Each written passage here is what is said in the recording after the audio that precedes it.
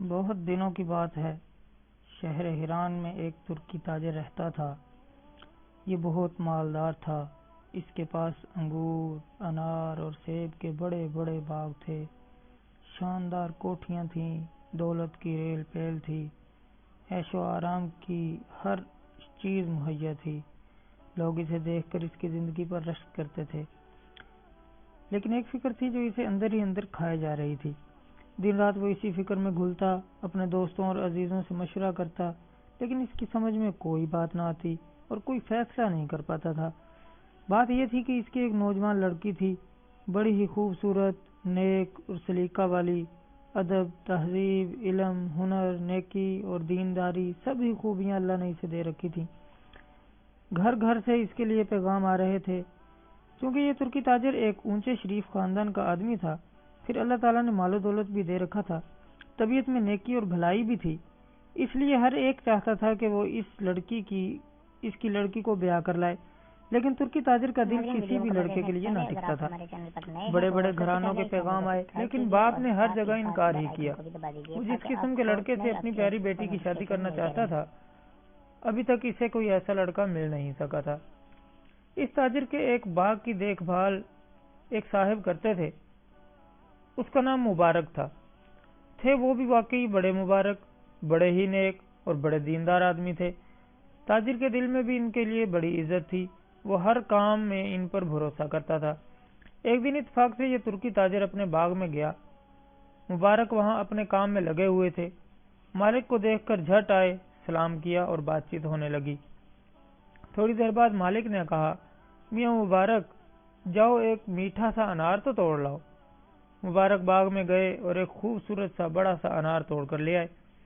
مالک نے خفا ہو کر کہا، ارے یہ تو میٹھا نہیں ہے۔ مبارک نے کہا، حضور اور توڑ لاؤں؟ مالک نے کہا، ہاں جاؤ ذرا میٹھا سا توڑ کر لاؤ۔ اتنے دن ہو گئے ابھی تک تمہیں یہ بھی معلوم نہیں ہوا کس پیڑ کے انار میٹھے ہیں اور کس کے کھٹے ہیں؟ مبارک نے کہا، حضور مجھے کیسے معلوم ہوتا؟ مجھے آپ نے کھٹے میٹھے انار چکھنے کے لیے تو مقرر کیا نہیں۔ میرا کام تو صرف یہ ہے کہ باغ کی دیکھ بھال کروں، مجھے اس سے کیا مطلب کہ کس پیڑ کے انار میٹھے ہیں اور کس کے کھٹے ہیں؟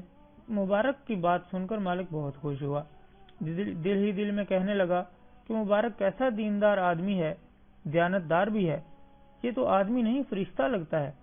بھلا ایسے لوگوں کا کام باغ کی حفاظت کرنا ہے؟ یہ شخص تو اس لائق ہے کہ یہ ہر وقت میرے ساتھ رہے، ہر کام میں میں اس سے مشورہ لوں اور اس کی صحبت میں رہ کر بھلائی اور نیکی سیکھوں۔ یہ سوچ کر اس نے مبارک سے کہا، بھائی تم میرے ساتھ کوٹھی پر چلو، آج سے تم وہیں کوٹھی پر میرے ساتھ رہنا، باغ کی حفاظت کے لیے کسی اور آدمی کو مقرر کر دیا جائے گا۔ مبارک خوشی خوشی اپنے مالک کے ساتھ کوٹھی پر پہنچے اور آرام سے رہنے لگے۔ مالک بھی اکثر آ کر مبارک کی اچھی صحبت میں بیٹھتا، دین و ایمان کی باتیں سنتا، خدا رسول کا ذکر سنتا اور خوش ہوتا۔ ایک دن مبارک نے دیکھا کہ مالک کچھ سوچ رہا ہے، جیسے اسے کوئی بہت بڑی فکر لگی ہو۔ پوچھا، بھائی کیا بات ہے؟ آج آپ بڑے فکر مند نظر آ رہے ہیں۔ مالک جیسے اس سوال کا ہی انتظار کر رہا تھا، اس نے اپنی ساری پریشانی کی کہانی سنا ڈالی۔ تاجر نے کہا، مبارک بھائی یہ بتاؤ اب میں کیا کروں؟ بے شمار پیغام ہیں، کس سے اقرار کروں اور کس سے انکار کروں؟ اسی فکر میں دن رات گھلتا رہتا ہوں اور کوئی فیصلہ نہیں کر پاتا کہ اپنی بیٹی کی شادی کس سے کروں۔ مبارک نے کہا، بے شک یہ فکر کی بات ہے، جوان لڑکی جب گھر میں بیٹھی ہو تو ماں باپ کو فکر ہوتی ہی ہے۔ اگر مناسب رشتہ مل جائے تو زندگی بھر سکھ اور چین ہے، اور کسی برے سے خدا نخواستہ پالا پڑ گیا تو زندگی بھر کا رونا ہے۔ مبارک نے کہا، حضور میرے نزدیک تو یہ کوئی ایسی بات نہیں ہے جس کے لیے آپ دن رات اپنی صحت خراب کریں۔ ہم اور آپ خدا کا شکر ہے مسلمان ہیں، زندگی کے ہر معاملے میں پیارے رسول صلی اللہ تعالی علیہ وآلہ وسلم کی پاک زندگی ہمارے لیے بہترین اسوہ ہے۔ اس اسوہ پر جب بھی ہم عمل کریں گے انشاءاللہ اچھائی ہی ہمارے سامنے آئے گی۔ مبارک نے پورے اطمینان سے کہا، اچھا تو پھر بتاؤ پیارے رسول صلی اللہ علیہ وسلم کے اسوہ کی روشنی میں مجھے کیا کرنا چاہیے؟ مالک نے پوچھا، یہ تو حقیقت ہے کہ جب کوئی بھی مسلمان اس سے بہترین اسوہ سے منہ موڑے گا تو ذلیل ہو جائے گا، مالک نے کہا، دیکھیے جہاں تک اسلام سے پہلے لوگوں کا تعلق ہے، یہ لوگ عزت، شہرت، خاندانی بڑائی ڈھونڈتے تھے۔ یہودی لوگ مال پر جان چھڑکتے تھے اور ایسائی خوبصورت اور حسن تلاش کرتے تھے، لیکن مسلمانوں کو پیارے رسول صلی اللہ تعالی علیہ وسلم نے تاکید کی ہے کہ تم رشتہ کرتے وقت ہمیشہ نیکی اور دینداری کو دیکھنا۔ مالک یہ سن کر خوشی سے اچھل پڑا اور کہا، مبارک بھائی، خدا کی قسم تم نے میرا سارا غم دھو دیا، جیسے اب مجھے کوئی فکر ہی نہیں رہی۔ وہ خوشی خوشی گھر پہنچا۔ تاجر نے بیوی کو سارا قصہ سنایا، وہ بھی خوش ہوئی اور مبارک کی نیکی اور سوجھ بوجھ کی تعریف کرنے لگی۔ ترکی تاجر نے موقع مناسب پا کر بیوی سے کہا، پھر ہم کیوں نہ اپنی پیاری بیٹی کا نکاح اسی آدمی مبارک سے کر دیں؟ ہے یہ کیا کہا؟ گھر کے نوکر سے، غلام سے؟ دنیا کیا کہے گی؟ بیوی تو چلا اٹھی۔ تو تاجر نے کہا، کیا حرج ہے اگر نوکر ہے؟ پیارے رسول صلی اللہ علیہ وسلم نے فرمایا ہے، تم نیکی اور دینداری کو دیکھو۔ خدا کی قسم مجھے تو اس کسوٹی کے لحاظ سے پورے شہر حران میں مبارک سے زیادہ نیک اور دیندار نظر نہیں آ رہا۔ بڑا ہی سمجھدار اور دیانتدار آدمی ہے۔ اگر پیارے رسول صلی اللہ علیہ وسلم سچے ہیں اور ان کا کہا ماننے میں بھلائی ہے تو ہمیں دنیا سے بے فکر ہو کر اپنے جگر گوشے کو مبارک کے حوالے کر دینا چاہیے، اور اگر ہم ایسا نہ کریں گے تو گویا ہم خود ہی اپنے عمل سے پیارے رسول صلی اللہ علیہ وسلم کی بات کو جھٹلائیں گے۔ ترکی تاجر نے اطمینان اور یقین سے بیوی کو سمجھایا، تو بیوی شوہر کا یہ عزم دیکھ کر سیدھی اور سچی بات سن کر دل سے راضی ہو گئی، اور حیران کے رئیس کی اس چاند سی لڑکی کی شادی ایک ایسے غریب سے رچائی گئی جس کے پاس نہ تو روپیہ پیسہ تھا، نہ کوئی گھر تھا، اور نہ ہی کسی اونچے گھرانے سے اس کا تعلق تھا۔ اس کے پاس اگر کوئی دولت تھی تو وہ ایمان و اسلام کی تھی، نیکی اور تقوی کی تھی، دیانتداری کی تھی۔ یہ وہی لڑکی تھی جس کے لیے حیران کے بڑے بڑے رئیسوں نے پیغام بھیجے تھے، اونچے اونچے خاندانی لڑکوں نے پیغام بھیجے، لیکن مبارک کی نیکی اور تقوی کے مقابلے میں ہر ایک نے شکست کھائی۔ چنانچہ مبارک کی شادی ہو گئی اور دونوں میاں بیوی خوشی خوشی رہنے لگے۔ مبارک جیسے خود نیک تھے ویسے ہی ان کی بیوی بھی ہزاروں لاکھوں میں ایک تھی۔ تھوڑے دنوں کے بعد اللہ نے ان کو چاند سا بیٹا عطا کیا۔ ماں باپ کی خوشی کی کوئی انتہا نہ رہی۔ بیٹے کا نام عبداللہ رکھا۔ نیک ماں باپ نے عبداللہ کی تعلیم و تربیت میں کوئی کسر نہیں چھوڑی۔ شروع ہی سے انتہائی شفقت اور محبت سے ان کی پرورش کی، دین و اخلاق کی باتیں سکھائیں، نیکی اور بھلائی کی تعلیم دی، قرآن شریف سمجھا سمجھا کر پڑھایا، پیارے رسول صلی اللہ علیہ وسلم کی حدیثیں پڑھائیں، اور ہر طرح ایک بھلا انسان بنانے کی کوشش کی۔ ماں باپ خود نیک تھے اور ان کی یہ دلی تمنا تھی کہ ان کا بیٹا بھی دنیا میں نیک بن کر چمکے، لیکن شروع میں ان کی تمام کوششیں بیکار گئیں۔ عبداللہ دن رات کھیل کود میں مست رہتا، ہر کام میں لاپرواہی برتتا، ہر وقت برائیوں میں پھنسا رہتا، گانا بجانا، عیش اڑانا اس کا دن رات کا مشغلہ تھا، اور جوانی میں تو یار دوستوں کے ساتھ پینا پلانا بھی شروع ہو گیا۔ رات بھر دوستوں کی محفلیں جمتی، ستار بجتے، گانا ہوتا، شراب کا دور چلتا۔ عبداللہ کی یہ گھناؤنی زندگی دیکھ کر ماں باپ کی بری حالت تھی، نہ کھانا اچھا لگتا تھا نہ پینا، اندر ہی اندر کڑتے اور روتے رہتے۔